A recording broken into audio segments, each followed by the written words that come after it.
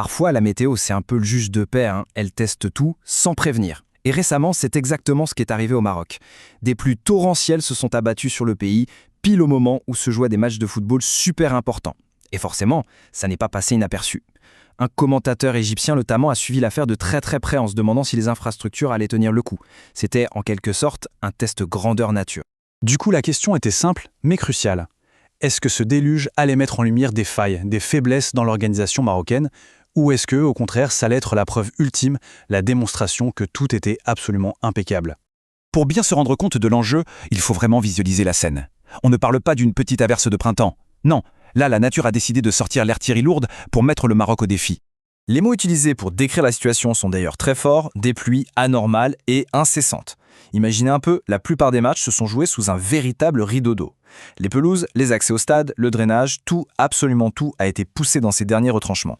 Alors, logiquement, face à une épreuve pareille, on s'attend à trouver des couacs. C'est normal. Des terrains gorgés d'eau, des problèmes d'évacuation. Le commentateur égyptien a donc cherché. Il a scruté chaque détail pour trouver la faille. Et il en a trouvé une. Mais alors, pas du tout celle à laquelle on pouvait s'attendre. Et c'est là que ça devient vraiment intéressant. L'unique, le seul et unique défaut qu'il a réussi à pointer du doigt, ce n'était pas les infrastructures, pas les stades, pas l'organisation. Non, c'était juste le calendrier. Le fait d'avoir programmé les matchs à ce moment de l'année. C'est tout. Rien d'autre. Le contraste est juste saisissant. D'un côté, on a une critique qui est purement logistique, sur un choix de date, et de l'autre, des louanges pour absolument tout le reste. C'est ce déséquilibre qui en dit finalement très long. En fait, cette petite remarque sur le calendrier, elle a surtout servi de faire valoir. Elle a mis en lumière l'excellence de tout ce qui a vraiment été testé par la pluie. Et là, les éloges n'ont pas tardé à pleuvoir, eux aussi. Le verdict du commentateur a été sans appel. Les installations sportives marocaines sont de classe mondiale. Point. Il a même précisé que le Maroc n'est pas simplement en train de se préparer pour la Coupe du Monde 2030. Non, pour lui, le pays est déjà prêt. Là, maintenant.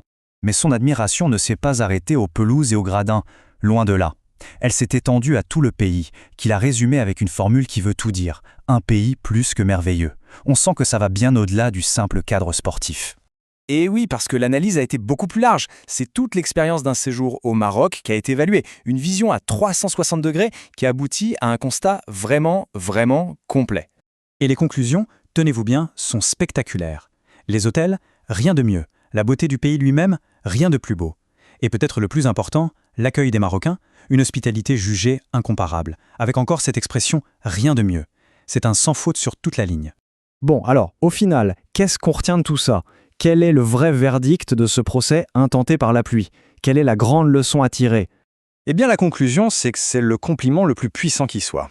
Quand on subit des conditions aussi extrêmes et que la seule chose qu'on trouve à redire, c'est une date sur un calendrier, ça veut tout simplement dire que l'essentiel, le dur, les fondations, les infrastructures, l'organisation, tout ça, c'est irréprochable. Et ça nous laisse sur une dernière réflexion. Si, après avoir traversé une véritable tempête, la seule suggestion d'amélioration qu'on vous fait, c'est de changer une date dans un agenda, qu'est-ce que ça dit vraiment sur la solidité de vos fondations? Je pense que la réponse est dans la question.